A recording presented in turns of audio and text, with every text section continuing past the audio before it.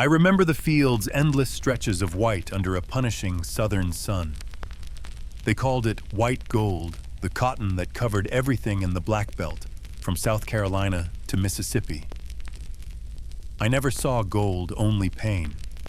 But those who owned the land built fortunes. By 1860, the Mississippi Delta held more millionaires per person than any other part of the country. Their wealth rose with each bale we picked, and every drop of blood we left in those rows. Each morning began before the sky even turned gray. I'd be halfway to the fields by the time the first streak of light bled through the horizon. In Louisiana, on that dreaded plantation in the woods, Overseer John Bones would fire his pistol at 4 a.m. sharp. That sound still haunts me. It wasn't just a wake-up call. It was a threat, a warning, a promise. They made our days long on purpose, not just to pull labor from our bones, but to break us from the inside. Frederick Law Olmsted saw it too when he traveled through the South. The slaves are commonly at work by daybreak, he wrote, and at night the picking goes on until it is too dark to see. I lived that rhythm, if you can call it living. Picking cotton wasn't just hard, it hurt. I had to teach my hands a cruel precision. Both hands moving, pulling those sticky white tufts out from sharp pods, always wary of the bowl casings that sliced like razors. We wrapped our fingers with whatever we could find, but by sundown they'd still be torn raw, bleeding. Mary Reynolds said it plain, every handful is a fight, and your hands tell the story of every battle. She was right. Each cut, each blister was a tally mark of the war we fought with the plant itself, and we never won. On the Butler plantation in Georgia, where I worked a spell, they expected us to pull in 150 to 200 pounds of cotton each day. That weight wasn't just in the sacks we dragged, it hung on our shoulders and haunted our sleep. If you didn't meet the quota, you knew what was coming. You might choose to work through the night rather than face the whip, but it wasn't just the work. The heat itself became another overseer, more relentless than any man. Mississippi, Georgia, in those states. Summer didn't feel like weather. It felt like punishment.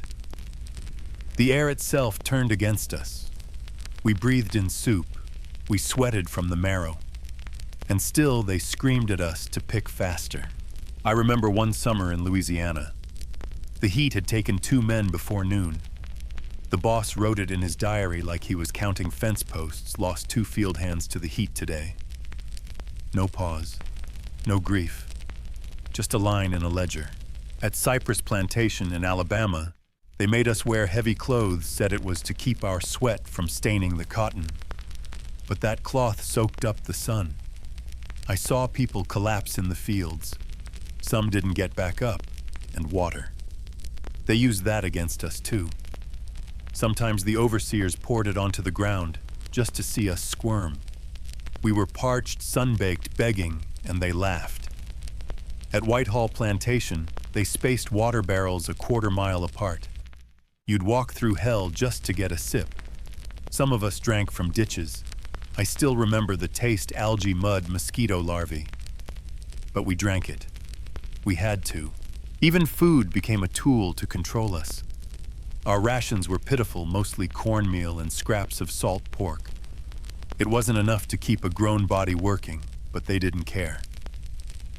At Oak Alley, they gave 5 pounds of cornmeal, 2 pounds of pork, and a pint of molasses for the whole week.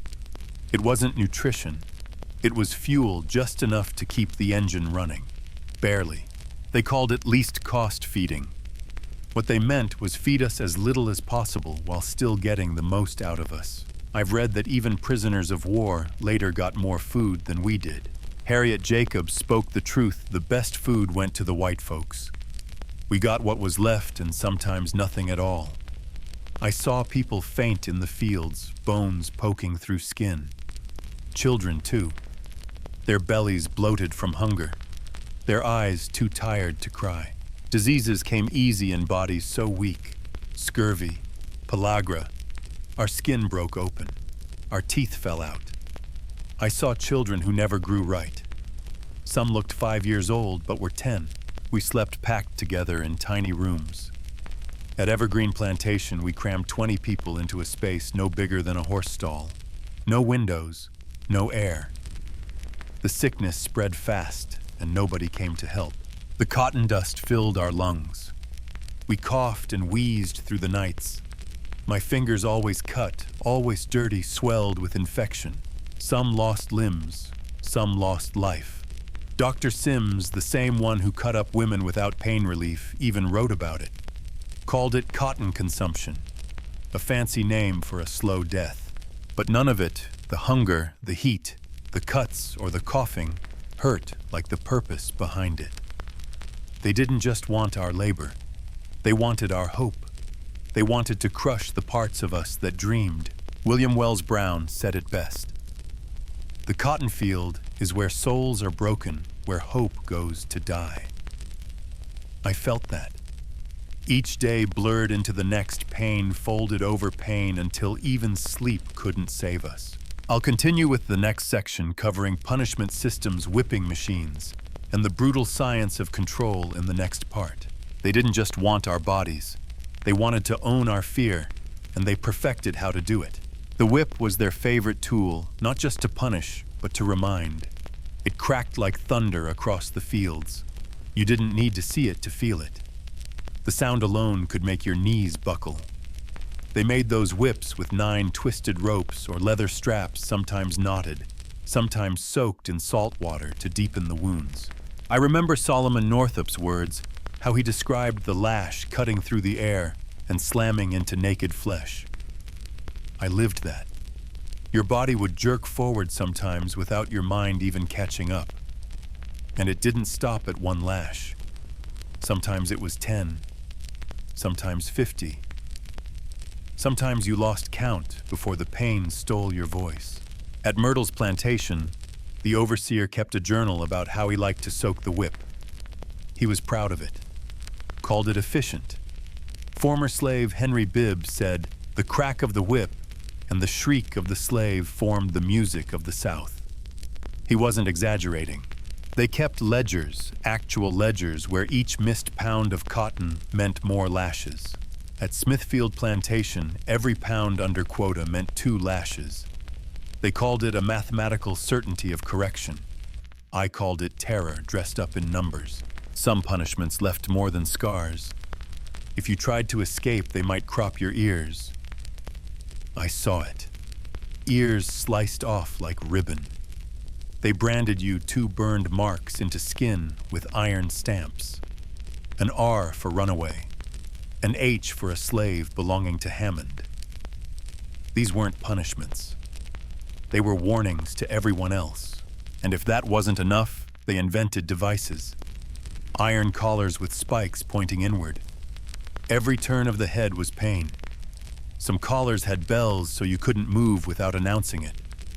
At Oak Alley, I saw one with hooks left on for weeks, rotting into flesh. They'd hobble us, break bones or cut tendons just enough to stop us from running, but not enough to keep us from working. I saw someone's Achilles tendon sliced so he'd heal faster. Not to rest, not to recover, just fast enough to return to the field. Then came the machines. At Wessington Plantation, they had a whipping machine, a real machine. It lashed people with pulleys and weights like we were parts on an assembly line of pain. At Belmont Plantation, they kept thumb screws, ankle chains, iron masks. Their punishment shed looked like something out of the darkest parts of Europe, not America, but it was here. I saw it. I smelled the blood. And executions, those were theater. They didn't just kill us. They made a show of it. The Celia case, a young woman hanged in public for defending herself from rape. I wasn't there, but we all heard the story. At Evergreen Plantation, they had a correction ground where executions were done with ceremony. Sunday mornings, right before church, as if God needed to see. In Natchez, the auction block stood within sight of a gallows, a reminder if you resisted, you'd hang. If you fled, they'd send dogs. Real dogs, Cuban bloodhounds. At Butler Plantation, the owner bred them like fine horses. He trained them to chase people, not deer, not boar people. I heard them howl at night. It was the sound of death. Those dogs didn't just find you. They tore into you. Sometimes they dragged you back. Sometimes they left you in pieces. They used our families against us. That was the punishment that cut deepest. Children sold away for running off. Wives taken because a husband spoke up. At Magnolia Plantation, the overseer wrote Sarah's youngest soul today after her second escape attempt. She'll think twice before trying again. They wrote it like it was bookkeeping. For us, it was soul-crushing. I watched people go numb. I saw the way we flinched at footsteps, never knowing if this was the moment pain would come. At Whitney Plantation, the overseer rolled dice to decide who got whipped each day. A lottery of cruelty. At Riverside, they had a sunrise lottery. You heard your name, you screamed inside. At Drake Plantation, they tracked punishment next to cotton yields. And when the pain went up, the profits did too. One entry even said increased whipping schedule results in 15% productivity gain. That was our agony turned into statistics. At Belmont, the Book of Pain tracked how many lashes each pound short would earn. You'd think that would be the worst of it, but no. Sometimes we had to clean each other's blood. Had to thank the overseer for the beating. Had to kneel in front of his house at sunset, busted and bleeding, and pray. Religion was a weapon too. They read us verses that told us to obey. At Oak Valley, if you got whipped, you had to memorize scripture about servitude. At Retreat Plantation, there was a punishment chapel. I kid you not, a church built next to the whipping post. After beatings, they made us sing hymns. But not all of us bent. Not forever. Robert Smalls stole a Confederate ship. Charles DeLond led a rebellion knowing they'd torture him to death. Harriet Tubman, the Moses of her time, said she would have rather died than stay. She meant it. I believed her. What I survived wasn't just brutality. It was a system that tried to erase everything human inside me. And yet here I am, speaking, remembering, and I will not let it be forgotten. Death was never far from us. It walked beside me through the rows. It waited in the cabins. It hovered in the dust. We breathed, and the water we drank. Out there on those endless cotton plantations, death was more familiar than sleep. The cotton itself was a killer. The bolls were sharp, sharper than most imagine. They sliced my hands open again and again every day without rest. Each tiny cut seemed harmless at first, but the infections came fast.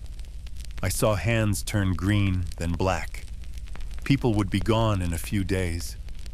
We didn't even call it sepsis. We didn't know that word. We just knew it killed. Sarah Ashley's mother died like that. A simple cut turned into a death sentence. No doctors came to help us. The plantation didn't care. At Dockery, the overseers kept records of something they called cotton blood poisoning. What they meant was we bled and died, and they kept counting. Diseases swept through us like fire through dry brush. In Georgia and South Carolina, the summer brought malaria. I saw people shaking so bad they couldn't stand, but no one let them rest. If they couldn't work, they were replaced. Yellow fever. That was worse. In the Yellow Jack summer of 1855, 78 people died at Greenwood Plantation in 1 month. The owner wrote to his broker, "The dead are easier to replace than the crop." That's how much we mattered. Tuberculosis was everywhere. We called it the wasting disease. It moved through the cabins fast, especially in winter. At Bell Grove Plantation, they lost 23 people in one season. The sound of coughing never stopped. I heard it in my sleep. I still hear it. They built special cabins for the sick. They called them cough houses, but they weren't for care. They were death chambers, a place to put us so the white folks wouldn't get sick. Then came the heat. I've seen men fall in the fields before the sun was even high. At Parlange Plantation, the overseer wrote, 3 dropped today before noon. They were dead before sundown. We were made to keep working around their bodies, stepping over them, as if they were just more cotton to avoid. And women, pregnant women, were forced to pick just like the rest of us. I saw one deliver a baby between rows, bite off the cord, wrap it in her skirt, and keep picking. That wasn't a miracle. That was survival. At Andrew Jackson's Hermitage plantation, a woman gave birth and returned to her row in an hour. The overseer was proud of that. I felt sick. Most of the babies didn't survive. At Smithfield, they said 60% of children died before their first birthday. I believe it. I heard mothers scream through the night holding tiny bodies that never opened their eyes again. Dysentery, we called it the flowing sickness, killed even more. The children couldn't keep anything down. They wasted away. At Boone Hall, an outbreak in 1849 took 27 children in 2 weeks. I was there. I helped dig the graves. We drank filthy water, washed in it, shared it. At Melrose, they gave us 1 bucket for 20 people. That same bucket was for drinking and washing. Cholera, skin infections, we didn't stand a chance. Cotton dust ruined our lungs. Dr. Holcomb, who worked in a slave hospital, wrote that cotton dust coated the lungs like plaster. That's what it felt like, breathing through damp cloth, coughing until you spat blood. They called it cotton pneumonia. For us, it was just another way to die. We had no doctors, not unless we were valuable. Some of the plantation doctors were worse than none at all. At Oak Alley, they used hot tar on wounds. At Barclay, they made us drink turpentine and mercury. That's what they called medicine. And then there was Dr. James Marion Sims. They call him the father of modern gynecology. To us, he was just a butcher. He experimented on women like me without anesthesia. One woman, Anarcha, endured 30 surgeries. 30. And Sims said we didn't feel pain like white women. He believed that. So did the men who owned us. All this pain, all this death, it did something to our minds. At Laurel Valley, they called it ghost sickness. People went still, stopped speaking, stared into space for days. They were alive, but not really. Some called it melancholy. Now they'd call it PTSD. Solomon Northup said the sound of death became as common as the singing of birds. I understand that. I lived it. At Evergreen, Lucy Thurston carved a tally of every death she saw into the wall of her cabin. Archaeologists found it later. They say she ran out of space. We weren't even allowed to grieve. At one plantation, I was told, "We mourn without tears because tears bring the lash." And it was true. They gave us 1 bar of soap for 20 people. We couldn't stay clean even if we tried. Infections spread like gossip. I watched men scrape sores with sticks because they had no cloth. I saw women cradle children who were already gone just to hold them one more moment. At Whitehall, someone wrote up a cold calculation. It cost more to treat us than to replace us. So they let us die. At Angola Plantation, they even had a fund set aside to buy new workers when we dropped. It was cheaper, they said. The worst part, we knew it. We knew what we were worth, not as people, but as property. And still, some of us survived. We had our own healers. Old Sarah at Magnolia kept a secret herb garden. I've seen her bring fevers down when no doctor could. On Hampton, we sang songs that marked where the healing plants grew. Some cabins had symbols carved into the walls, codes for what to use, how to treat a wound. We had each other. That's what kept us going. And even in the middle of so much death, I remember that spark. The small acts of care. The whispered prayers. The hands that held you after a beating, even if they were shaking too. That was our resistance. There were moments, usually in the dead of night, when the fields were quiet, and the stars didn't look like prison bars, when I dared to think about running. About disappearing into the woods, melting into the swamp, trading the pain I knew for the danger I didn't. But escape was more than difficult, it was war, and they were prepared for it. The landscape itself betrayed us. I remember the fog rolling through the fields, covering my footsteps like a blessing. But underneath that mist was a world of traps. In Georgia's Okefenokee swamp in the bayous of Louisiana, every root could trip you, every ripple in the water could mean snakes or worse. But still, we ran. People like me fled because we had to, because staying meant more than work. It meant slow death. But they had hunters. Slave catchers like the infamous Paddy Cannon gang waited at crossroads with chains and muskets. They worked with sheriffs, with planters, with anyone who saw dollars in our capture. In Mississippi, the Duncan brothers tracked people like animals. They bragged they could smell a runaway like a hound smells game. They kept belts and shoes from their captives as trophies. I saw one once. He wore a man's hat and laughed when someone asked about it. Plantations weren't just farms. They were prisons with no walls. At Magnolia, they cleared an area called the Dead Man's Mile, a strip of open land all around the property. No cover, no hiding. If you stepped into it, riders could see you from every angle.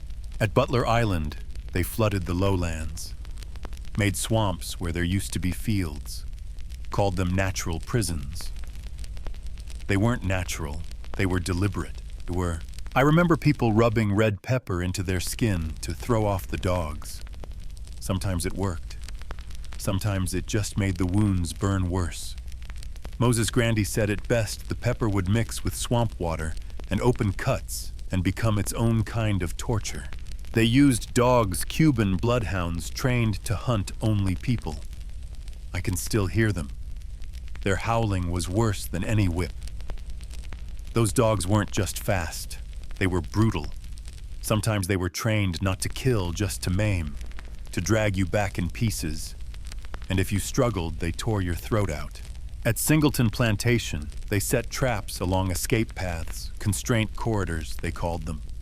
Carefully designed hedgerows, ditches, and narrowed clearings that funneled runaways straight into ambushes. Even the land was against us. When they caught you, that's when the real horror began. At Butler Plantation, a man named William tried to flee. They tortured him for 3 days, whipped him with salt-rubbed lashes, then suspended him in a metal cage from a tree, left him for a week bleeding and swaying in the wind. At Waverly, a young woman named Sarah had both her feet broken, deliberately. Not even set properly, just snapped and left crooked. A permanent reminder of the price of flight, they wrote. Some overseers, like the Gorey family of Texas, developed signature punishments, distinct tortures that left scars identifying which plantation you'd run from. A brand, a missing finger, a pattern of lash scars. At Whitehall, they kept the Book of Corrections. One entry still haunts me: Subject James attempted flight. Traditional hamstringing plus new method of ear removal to mark second attempt. Result: satisfactory demonstration effect. Satisfactory. That's what they called it. At Bowman Plantation, they used iron masks with spikes turned inward. You couldn't speak, could barely breathe. A traveler from France, C.C. Robin, saw it and said, "The ingenuity of cruelty here surpasses the imagination." He was right. If we organized, they punished harder. In Charleston, when Denmark Vesey's uprising was discovered, they executed 35 people. After that, laws forbade us from gathering, praying, or even talking in groups. Solomon Northup said it plainly: sometimes they accused people of rebellion just to keep fear alive. Keep us divided, keep us quiet. At Rivers Bridge, the Hammond family built a twisted hierarchy.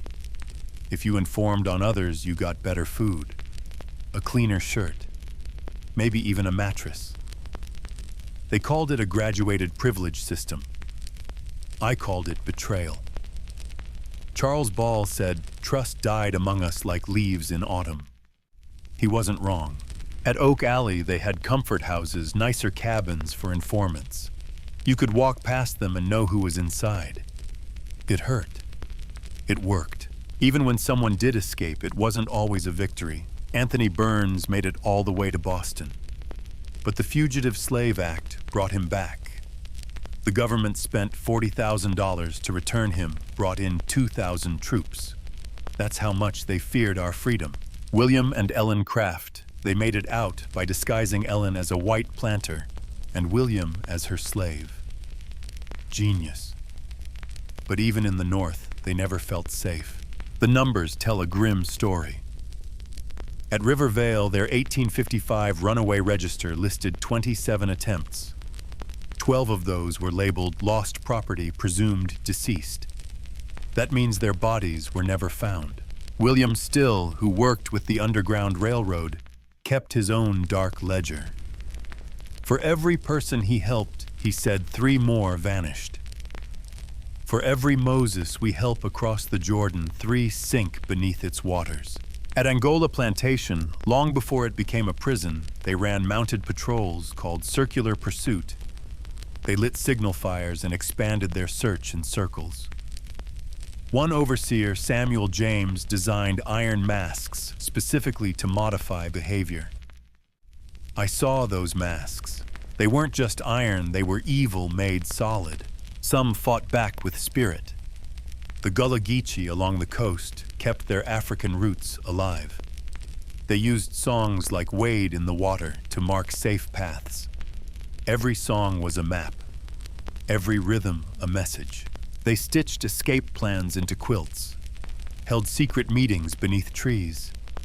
They fought in silence in symbols and strategy. That was resistance too. But the planters, they treated escape like an economic problem. At Belmont Plantation, they tracked the cost of escape prevention like a business. A dog cost $900. Stopping 6 runaways a year saved them $4,800. That's a 533% return, they wrote. Like they were proud. They shared these tips with each other in letters. Called it best practices. Torture, hounding, starvation all boiled down into profit margins. And when slavery ended, the system stayed. Angola became a prison. Those dogs kept hunting into the 20th century. The last recorded case of bloodhounds used by a prison, Georgia, 1969. The Dockery Plantation became infamous. They had example yards where captured runaways were tortured in front of others. I saw men hang from trees, not dead, but close, just enough pain to make everyone else think twice. Randolph Plantation forced captured runaways to become personal servants to their own overseers, forced to serve the very men who broke them. Historian Vincent Harding said it best. The river of struggle in Black history has never been calm. I lived in those waters, swam through blood and fear, and every escape, every prayer, every quiet act of resistance chipped away at the chains. But the scars, physical, mental, generational, they're still here, still real. And that is why, if you think you could have survived a day in my shoes, I tell you this, even I barely did. Every breath was defiance. Every heartbeat was rebellion. If you think you could have lasted a day on a cotton plantation, let me tell you what that day really looked like. The sun wasn't warm, it was a hammer. It beat down from the moment the sky began to glow, turning sweat into salt, skin into leather, and time into something that no longer moved. My hands, they weren't just sore. They were torn open by cotton thorns, each pod a small weapon, each handful a risk.